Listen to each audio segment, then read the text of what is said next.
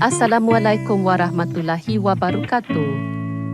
Halo sobat semua, jumpa lagi. Kali ini kami akan menginfokan mobil bekas Hyundai Grand Avega tahun 2012. 1.4 auto transmisi. Pajak sudah pernah hidup bulan Agustus 2021. Mesin 1400 cc irit. Pelat ganjil.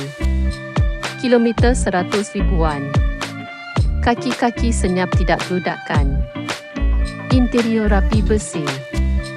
AC dingin. Ban tebal. Kelistrikan aman. Bebas dari banjir, bebas dari tabrakan. Surat lengkap dijamin keabsahannya. Harga 115 juta nego. Terima tukar tambah, cash dan kredit. Lokasi unit di Jakarta Timur. Sekian dulu info dari kami, semoga bermanfaat. Bila suka dengan informasi dari kami, silahkan subscribe. Terima kasih.